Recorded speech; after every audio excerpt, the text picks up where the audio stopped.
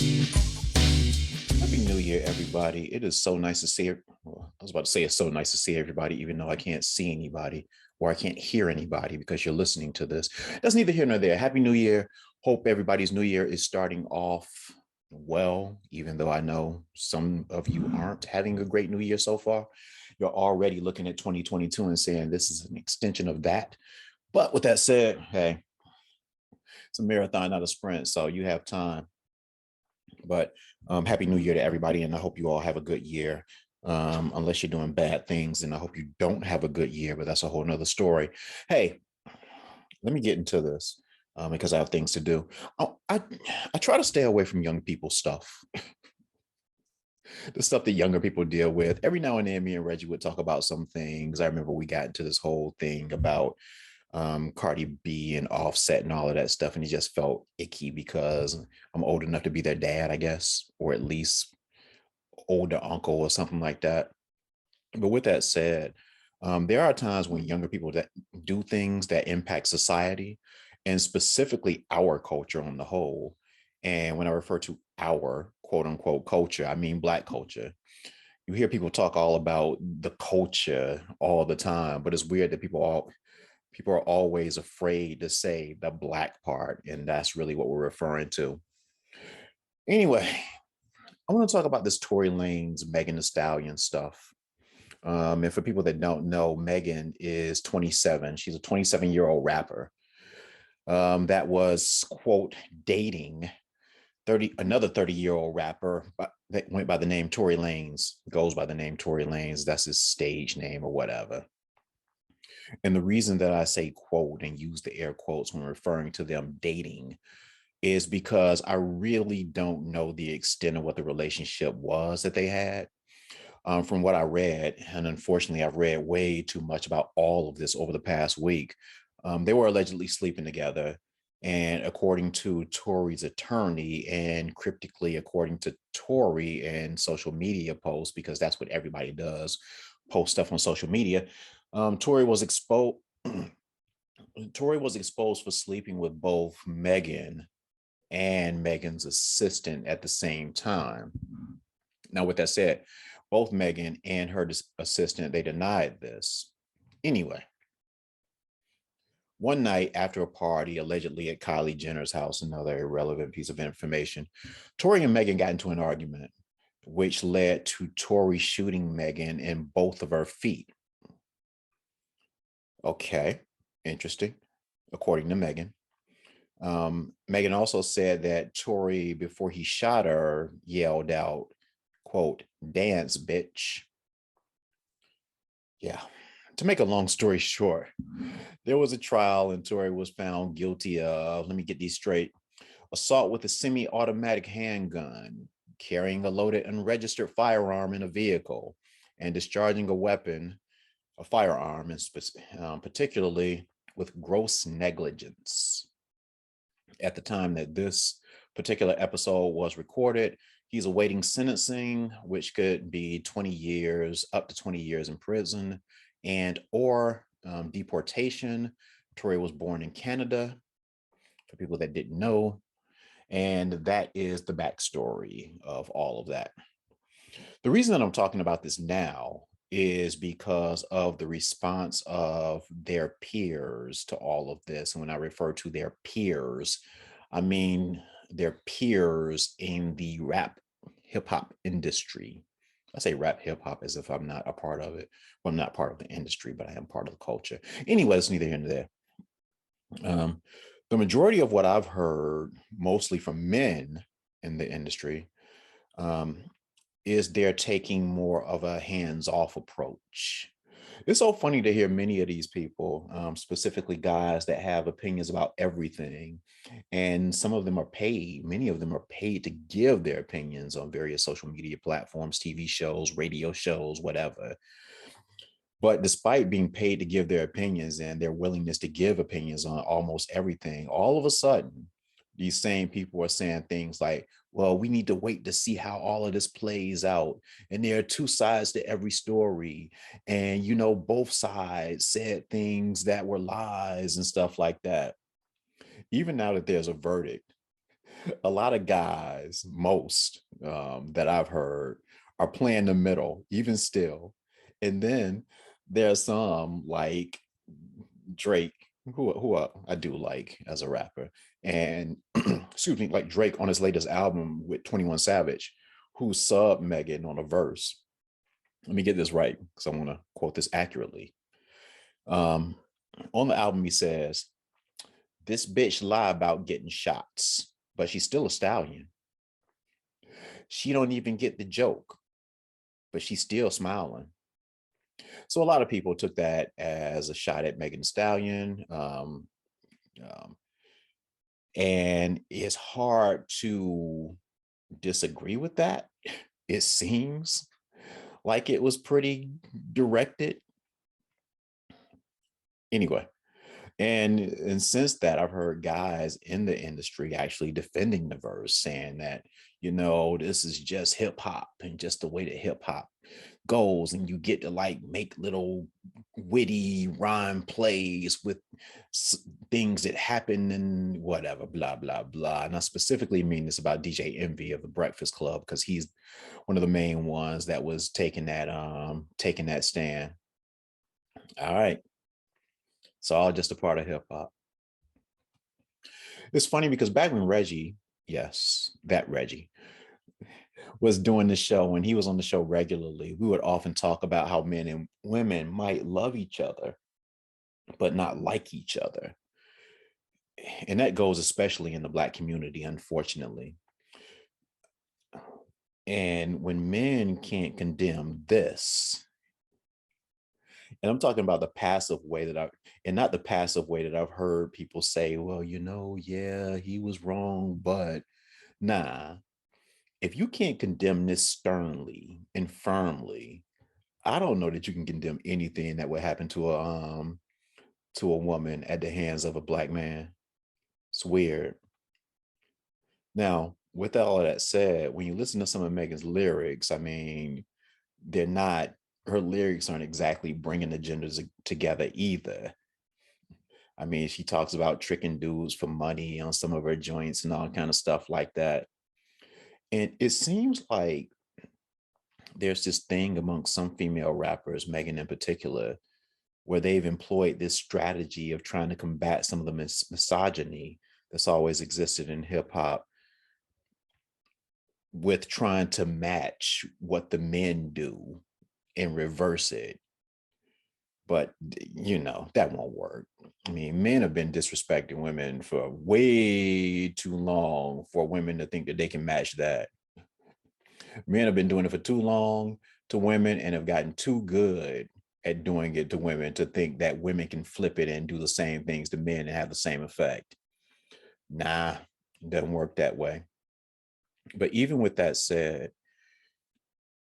even though you might not agree with some of the lyrical content that she puts out, you know, I excuse me, I didn't hear anything in any of the lyrics that I listened to that made me feel like somebody should shoot her based on that. She can actually flow. She's a good rapper.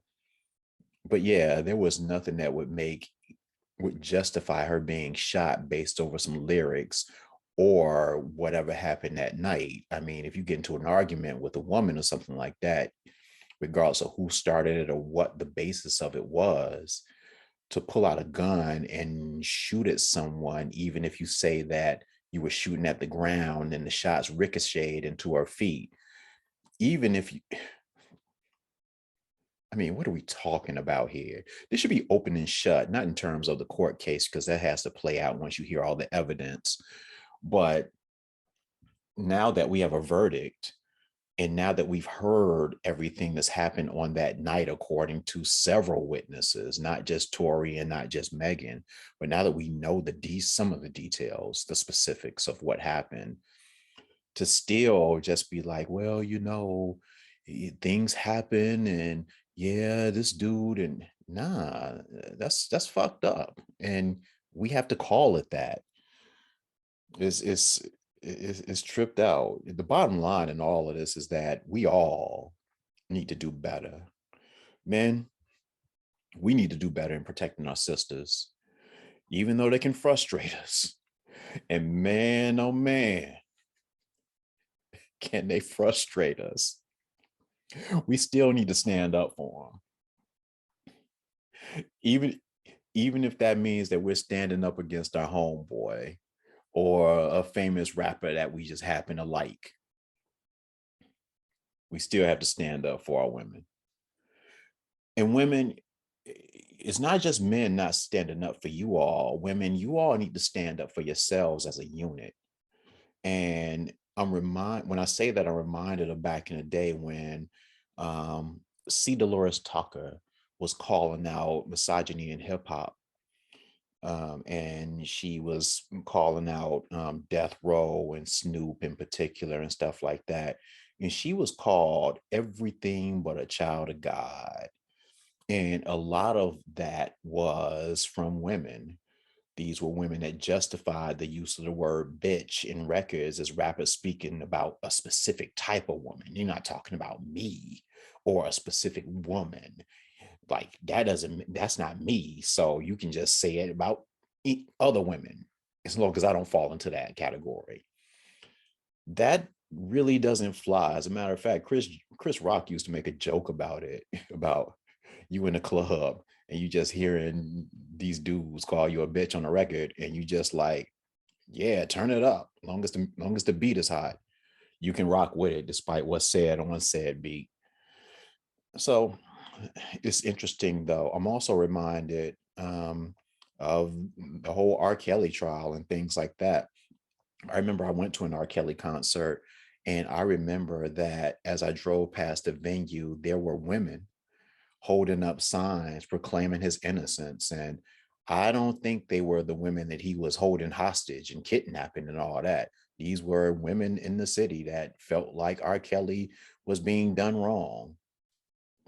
And it was a lot of women holding signs and stuff. Obviously, this was before he went to jail, but just the fact that they were taking a stand that strongly when there were just accusations against other women, which is interesting.